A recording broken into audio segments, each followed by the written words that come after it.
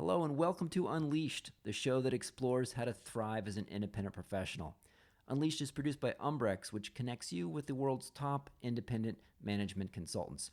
I'm your host, Will Bachman, and I'm so excited to be here today with Frank Kochenash, who is the president of Wunderman Thompson Commerce North America. Frank, welcome to the show. Thanks, Will. So, Thanks for having me. You're welcome. So, Frank, today I'd love to do two things. One is just have you educate me a bit on what a digital agency is. I know that's kind of a naive question. And then, second half of the show, thought we could talk about what is going on in the world of e-commerce, how the coronavirus is affecting e-commerce and retail. So maybe start. What is a digital agency, and what's the range of services that Wunderman Thompson offers? Sure. I'll start with even giving some background because I'm not sure that that is that naive of a question, and it's a bit of a moving target. The um, as you know, Will, my background is a bit similar to yours. That it started as a submarine officer in the Navy, and then went through as a consultant at McKinsey, and then I left McKinsey and worked at Amazon and wanted to do kind of merge digital strategy with digital capabilities. So some of the McKinsey consulting and strategy capabilities with the digital and e-commerce and internet technology capabilities that I learned at Amazon. And my first foray into the agency world was with Razorfish.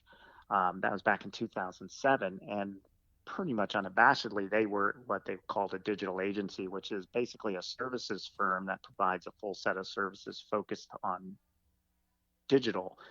I'd say over the last 10 years, and I've kind of done a couple of things in and out since then, the adjective, the modifier digital has pretty much been um, removed or has become redundant. The CEO, Wunderman Thompson, is an agency within the WPP holding company. Our head CEO of the whole company, Mark Reed, um, I don't know if this is apocryphal or not, but it's supposed that he's kind of outlawed the word digital. Like we're no longer a digital agency. Our work, the work that we do or that an agency does, is no more limited to digital for the reason that in 2020 everything is to some extent digital. And to give a little bit of kind of landscape to that, I'd like 14 years ago in 2007 or the mid 2000s, the idea of a digital strategy or a digital media plan or digital advertising was still somewhat different in terms of how you would manage those type of things, who would implement them within your organization, how they would be funded. But in 2020, pretty much every business function, including marketing, advertising, and commerce, has strong digital components to that. So that's a bit of the kind of background of how I would define what a digital agency is and how it has evolved. Um, so that and with regard to Wunderman Thompson, I think and Wunderman, there's certainly digital legacy within the genes of the company. But at this point, I think we would describe ourselves more as a full service agency. Um, um, and so what you also asked, what kind of what services are included in that? What does an agency like Wunderman Thompson provide? Well, I'd look at it. There's a couple ways to look at it, but I think we look at ourselves as a creative transformation company, a business transformation partner. We do lots of things that are, like, yeah, tend to be or historically have been focused around marketing and advertising. So that's consultancy and strategy, go to market planning, brand strategy, brand development, ad creative, which is like making the ads, media planning and media management and execution. That's the buying the ads or placing them on the outlets, what are called the publishers. That could be TV, radio networks, internet networks, internet properties, etc., um, and technology implementation as well as strategy and design.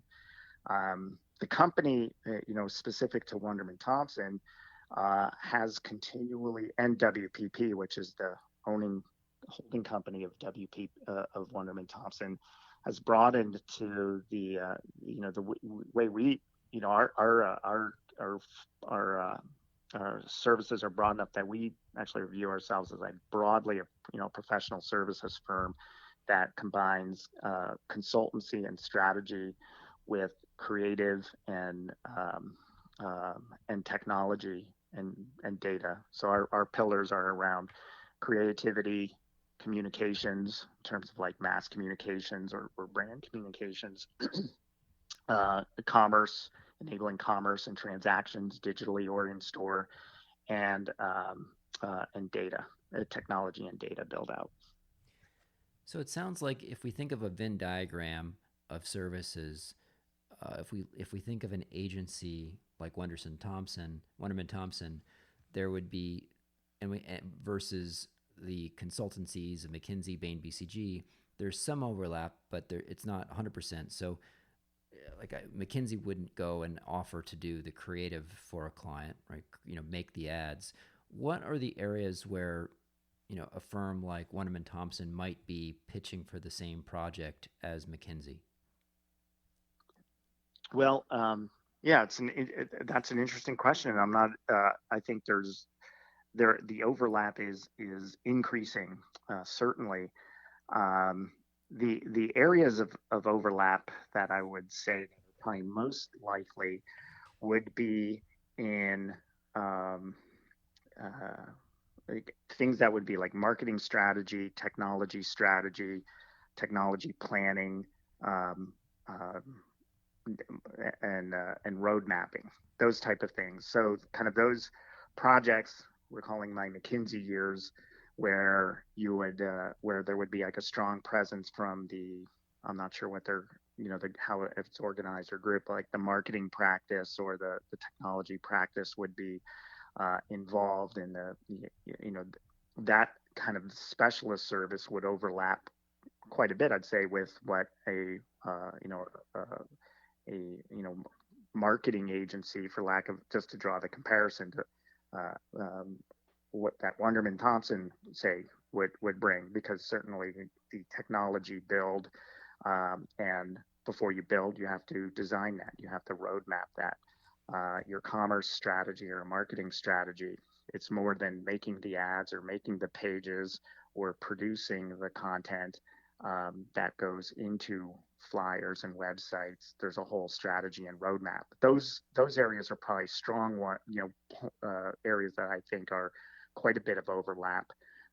Where there's less overlap is, I'd say, where there's corporate strategy or kind of M&A type of stuff.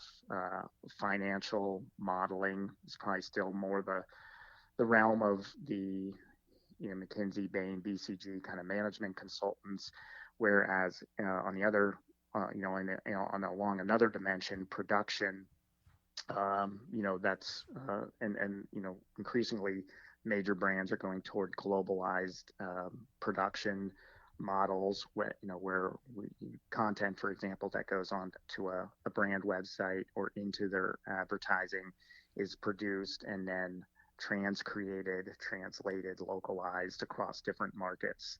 That's probably, like you said, that's probably stuff that like a McKinsey wouldn't do.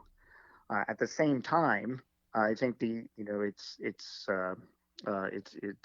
changing. I am aware. I don't know the details, but I saw where McKinsey had like acquired a couple different companies and has McKinsey Digital acquired a design firm. Um, those are very those are services that I think most people don't yet think about McKinsey for, but that I think do overlap. And on the other hand, there's marketing strategy, go to market strategy, technology strategy are things that I think some people may not think of Wunderman Thompson or WPP or what used to be known as an ad agency that we do. as well. So I think that, the lines are blurring. Um, we, for, Accenture, Deloitte, with Accenture Interactive and Deloitte Digital, even IBM Interactive Services, or IBM Global Services. Um, we include all, them definitely in our competitive set. And in fact, Accenture last year acquired Droga 5, which is a leading brand creative agency, which kind of accentuated the overlap and kind of convergence that is occurring within the professional services space. Everyone's pushing into everyone else's sandbox. What? Let's let's let's Seems like it a bit. let's talk a little bit about your group, the e-commerce consulting. Could you tell us about the services that your group offers? Yeah. So within e-commerce, we take a position that um, most like that all brands need to consider and embrace a balanced strategy to meet the needs of today's consumers. And by balanced, we mean across those channels of commerce, which is an owned and operated commerce channel, B2B or B2C, where you're going direct to your customers, a retailer channel through the major retailers that a brand is selling through, Walmart, Target, Home Depot, Lowe's, depending on the category, and a marketplaces type of strategy, which a channel which is dominated right now by Amazon in the West, by Tmall, Alibaba, Tmall, Taobao in China. Um, Walmart plays in that space as well. And of course, there's a little bit of overlap in those. Amazon obviously is a retailer as well, um, but it's Amazon is a bit of a unique situation. So the services we provide, our clients are generally in my group are brands, but so we provide the services that help brands succeed and build their commerce in those owned and operated channels, in their retailer channels, and then Amazon. And those involve strategy, planning, road mapping, technology build out, content and creative development, and media and marketing activation to drive. So everything from building the site, maintaining and operating the site, and by site I can mean their owned D2C site, but also their presence on Amazon, which requires a lot of particular upkeep and driving traffic to it. My direct team is mostly focused on the marketplaces, the Amazon types of that activation. Tell me a little bit about that, about what it takes to have a presence on Amazon and the types of upkeep that a brand has to do. Yeah, it's an ongoing day-to-day exercise um, uh, of solving problems. There's the Amazon is a very in the grand scheme of things, very robust and resilient platform, but there's a ton of competition that is happening there, and it's also a very complex platform. So the type of services, and the type of activities that you need to do. We follow this framework of starts with availability and profitability. Are the products that you want to sell the right ones on Amazon? Are they priced the right way? Are they getting in stock? And are they getting in stock and listing profitably? Those are all not simple questions to answer. Um, and Amazon is very has its ways about how it measures that process, especially the inbound supply chain, and creates chargebacks and deductions for any flaws in the process. But as well, even once your product is there, having it list in the right category with the right metadata, product data, that's uploaded so that it is showing up where it should show and where consumers expect it to show. Um, that's a task that we do. And a task that needs to be revisited every so frequently with regard to content, constantly with regard to the supply chain. The next step up of the framework is content. So that is your product pages, your brand store, any promotional creative or ad creative that you're doing there. Job number one, job number one is getting in stock. Job number two, I should say, is ranking high organically and having a high converting page. The best way to make everything more efficient is to have your pages and your products convert well. And that's what our content practice does in terms of creating that content and optimizing that. And optimizing it can involve like the artistry of communicating reasons to buy and visuals that can persuade a customer that that a brand's product is the right one, as well as some of the technical aspects of how do you select which keywords and how do you insert those and where do you insert those. How do you construct your page? Which types of modules do you use that we know through practice, but can verify through testing lead to high performance? And then the next framework is the traffic acquisition. So, your product on Amazon or a marketplace is almost like a store in itself. Your portfolio of products on Amazon, you can think of as a store in yourself. And what Amazon has been distinctive about, or at least in the van of changing, is creating opportunities for brands to do their own traffic acquisition on Amazon. In effect, what they've done is they've forced forced brands who are used to doing brand advertising to become performance marketers and do performance advertising. So it's not how many GRPs do you get and your reach and frequency across a target audience, but rather it's how much traffic are you getting, what's your cost for that traffic on a click basis or otherwise basis, how well is it converting, and what's the average order value, what's the sales. Paid search, a lot of that on Amazon that we do, display as well. So that's a day to day, hour to hour type of task. And then the last thing is analytics and innovation. It's I'm sure it's not a surprise to you. It's a very competitive environment, a very competitive marketplace. So whoever can, I like to say, squeeze the dollars from the data, whoever can analyze the data and better understand what the situation is and find opportunities to seize and opportunities to innovate, will win and marginally gain share from their competitors. And innovation there as well is, I like to say that Amazon, in many ways, is a creative canvas in its own right. There's a lot that you can do on Amazon beyond the essentials, which I just described. And, trying those, experimenting and trialing and things can be very impactful for brands.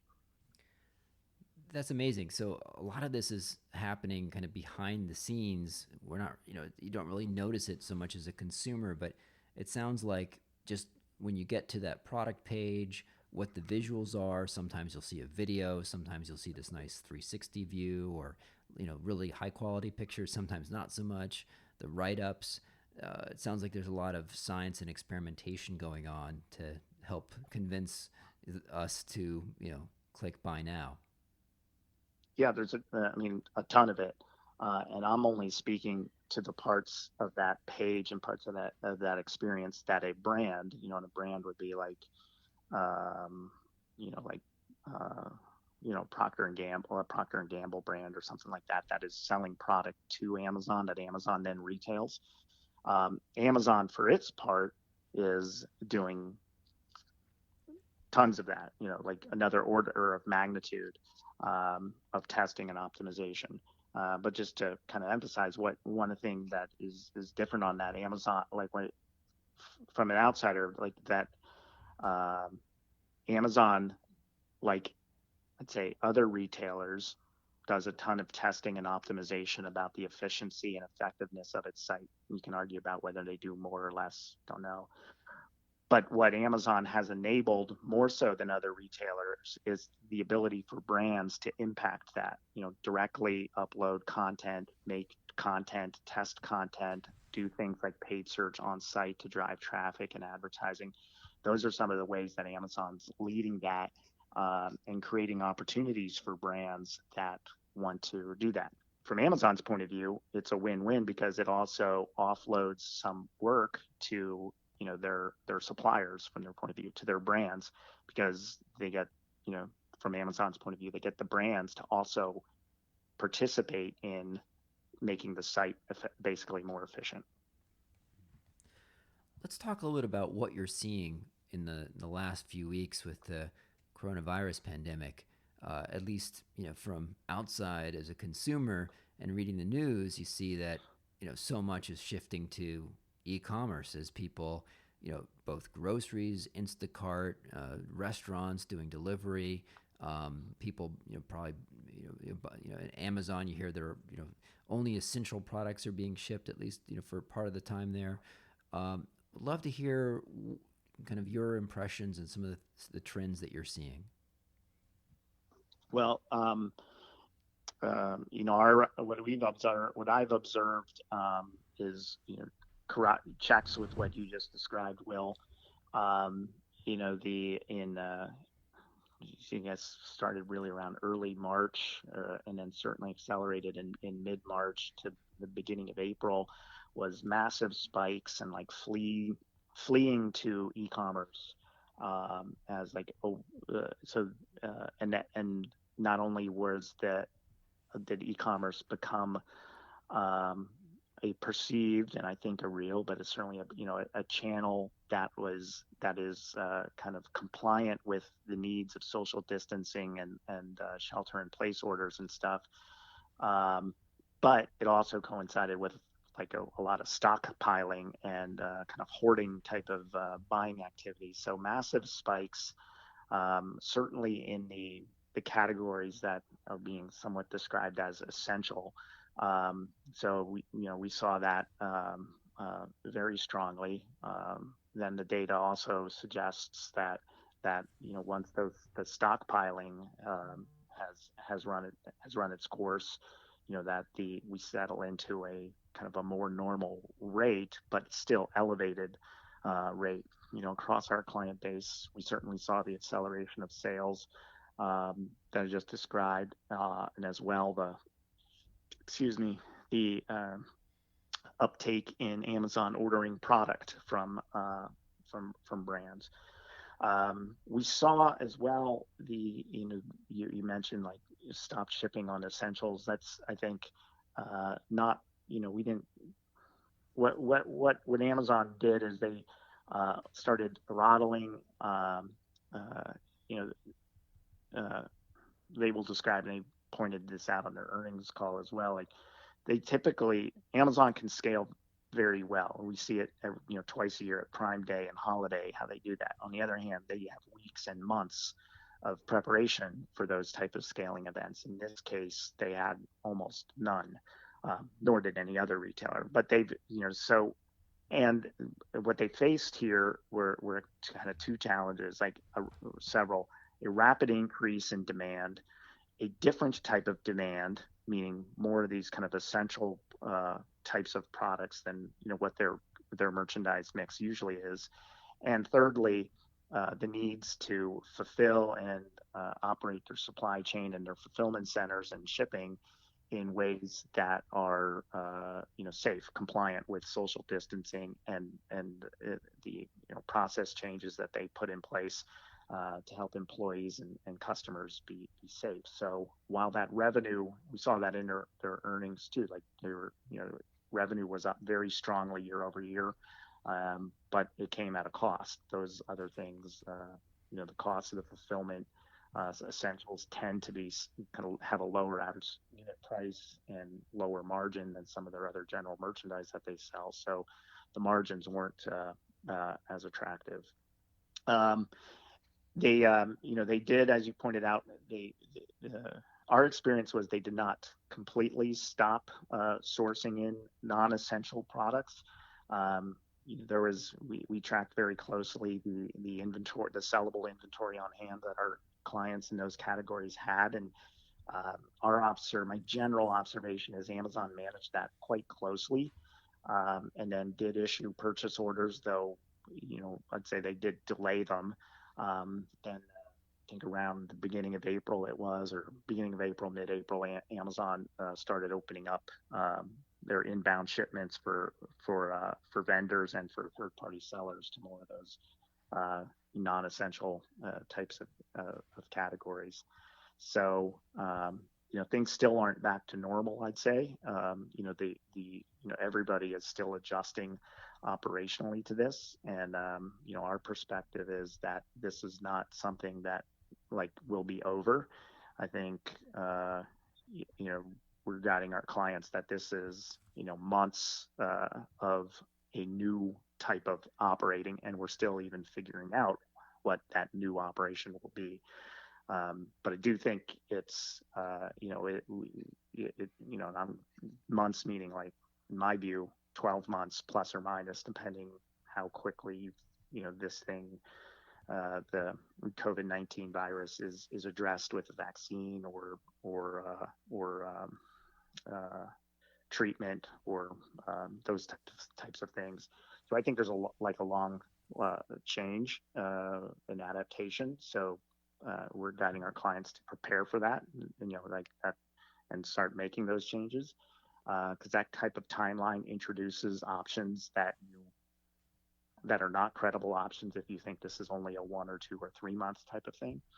The other thing that seems, that I feel pretty confident about is that e-commerce, in part because of that timeline, will continue to be a channel of preference for consumers, because if social distancing is in some part will be with us for months.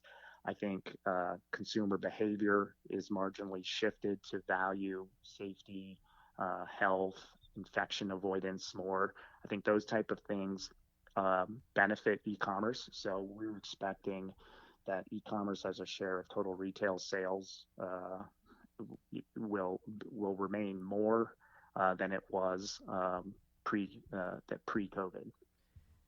You mentioned that 12 months timeline opens up different options.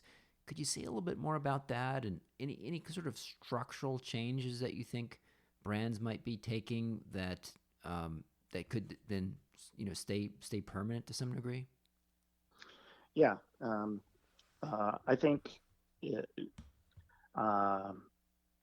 there's two. I'll talk about like resilience or robustness of a supply chain and of a distribution method, and then products. So on the first there, one of my takeaways from what COVID-19 has caused is it caused a need for social distancing. It has demonstrated the fragility of certain aspects of our commerce system, supply chain, and distribution. And the Amazon stuff that situation that we just described is an example of that. If a brand is or a seller is dependent on Amazon's fulfillment network, generally that's has been fine. Amazon's one of the best fulfillers, if not the best, and operationally very excellent type of company. But we just went through a situation where even their network was strained to the point of throttling customer demand for certain categories, which raised the value of, in Amazon speak, merchant fulfillment, being able to fulfill your, even if they're sold on Amazon, a unit sold on Amazon, being able to fulfill it yourself, or an alternative path of fulfillment through a third-party logistics provider. Factories, even further upstream, some of the, and I don't know how much, but some of the delay and out of stocks obviously is due not just to Amazon or Walmart or Target or Kroger's ability to stock and fulfill. Some of it is due to whether or not there was even product to get in. So the fragility of how many factories do you have, where are they, and how do you address those? So one of the changes that I think, like when this is a 12-month or circa time frame, is I think the cost of improving robustness in your supply chain is has a better kind of financial analysis over that time frame than if you think that this is a an acute issue that came and was resolved in a month or two. In general, I think that COVID-19 will raise the value that business owners put on robustness as a pair as a in balance with efficiency. We've gotten very good at being efficient, just in time, doing things, and kind of getting like very tight operating envelopes. But here we found a case where if something like this happens and a factory closes or a distribution center closes, or your channel to or to retailer gets throttled, how do you want to be robust, which is you want your business to be able to kind of flex and adapt to that. So building that in, I think, is one thing. Another I would think is, and I don't have specific examples here, but is products. Like product development and product renovation, on the kind of low end packaging, but on the high end, kind of genuine, new bundles or new products to create.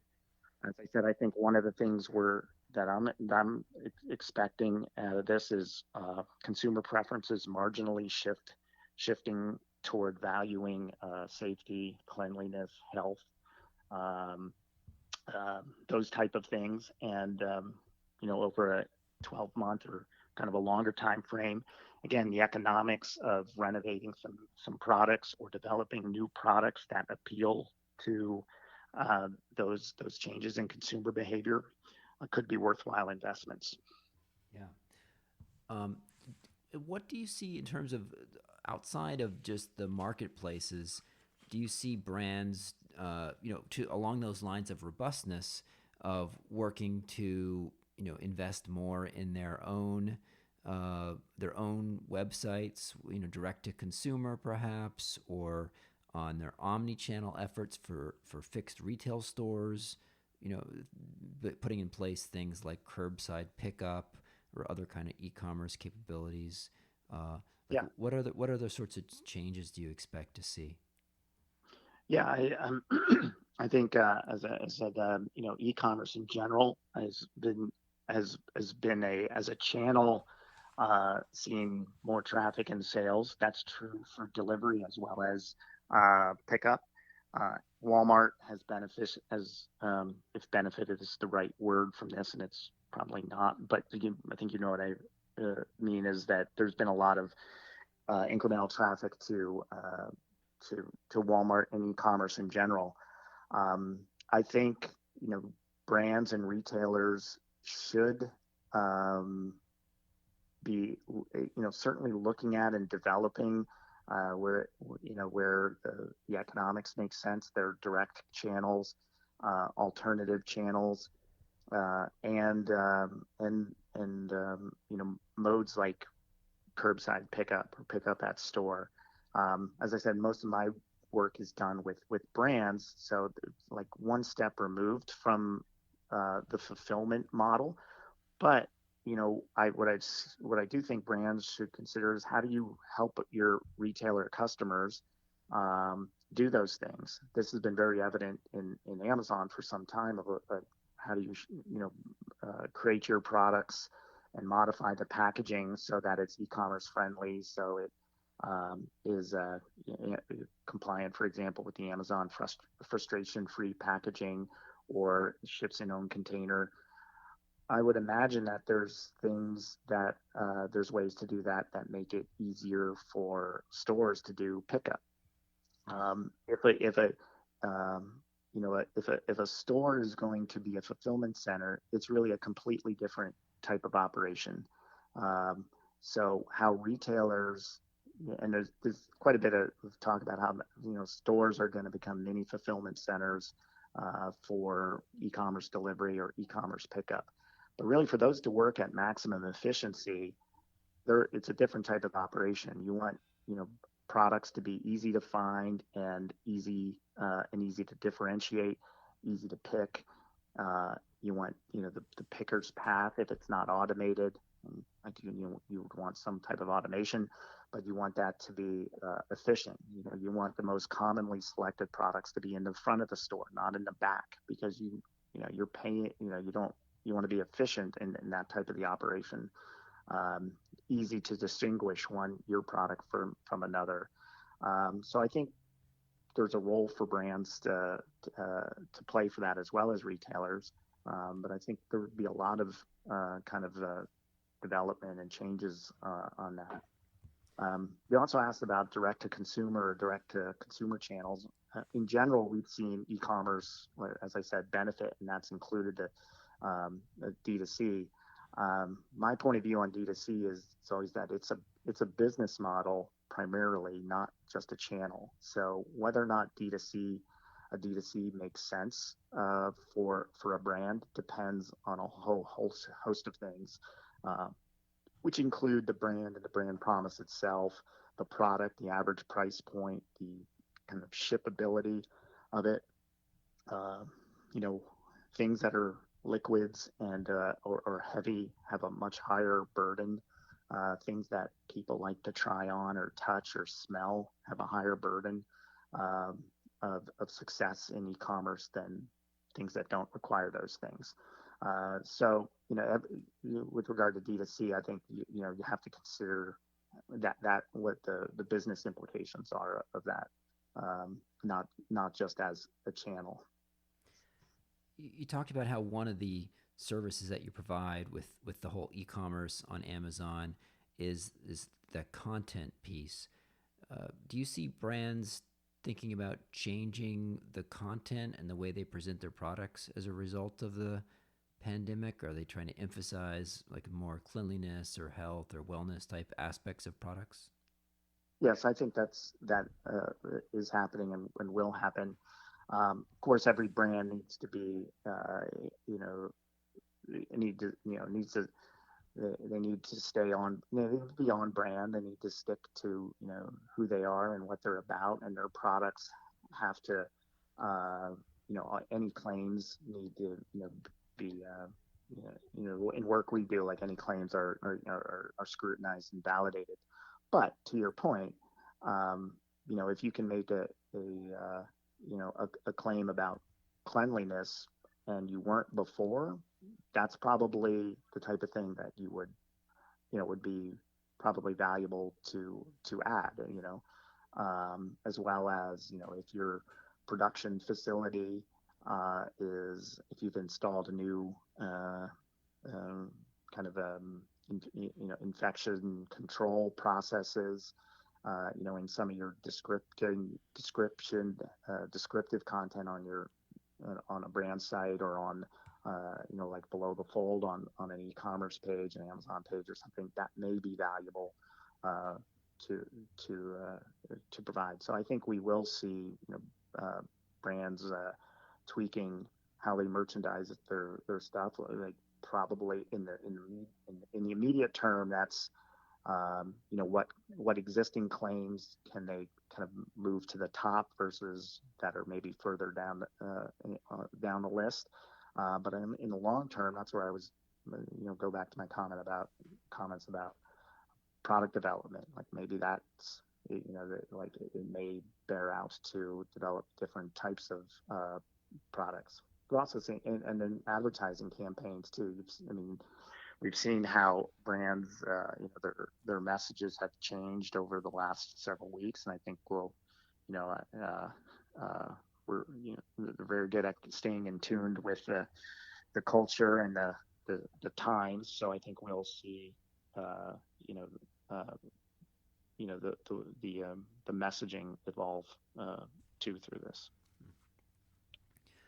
What would love to hear your perspective on.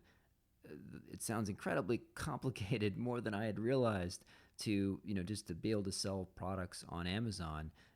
Is there a whole kind of ecosystem of boutique consulting firms, different shops of different sizes, of maybe former Amazon employees who we're all offering to, provide some different type of service around the analytics, or around this content creation, or around, how to do testing and so forth. Is there a kind of whole ecosystem emerging, just focused on this marketplace? Yeah, the answer is yes to that, and it's been, I think it's, on the one hand, it's relatively easy and straightforward to sell products on Amazon. You can go and do it and have be selling something in probably literally within an hour. But to be doing that well and profitably and at scale is, as you say, quite difficult. Um, uh, to do all those things at the same time. And over the last, I'd say, really like 10 years or so, that ecosystem of providers and knowledge has grown quite a bit. Where you can think of paid search. Uh, Google really created that business early 2000s about, and that kind of spawned SEO and SEM, paid search agencies, and with different types of services. Same with Facebook when it introduced social, circa 2007 or so. And then for the last 10 years, like the accelerated growth of Amazon, I think has done the same thing. And so, yeah, and it exists in the software and tools space as well as in the service providers. One of the group I'm working with, we is largely built off of a company, Marketplace Ignition, that we acquired in 2017. The founder there, Eric Heller, started the business in, I believe, 2011, and was one of the kind of forerunners of kind of the specialist. But even as I said, like we're even, we're broadening too. Like, to the extent that Amazon kind of defines is the catalyst for change, is often in the van in many changes. But we, that there's fast followers, and it's a very competitive space. So we're increasing how much work we do with other retailers and marketplaces like Walmart, like Kroger, like Instacart, for example. Wow. Well, it's been fascinating hearing about it from you, Frank, of this space that as a consumer you don't really notice it so much, but hearing what takes behind the scenes to make it successful. Want to thank you for being on the show. Where for people want to learn more about Wunderman Thompson, where would you suggest they go? Well, two things. You go to wondermanthompson.com website, or if you look me up on LinkedIn and send me a note there, I'd be happy to uh, connect with, point you in the right direction or help you myself. Fantastic, and I'll include your LinkedIn URL in the show notes. Frank, thank you so much for joining. This has been really informative. Yeah, thank you, Will. It's been a pleasure. Thanks for having me.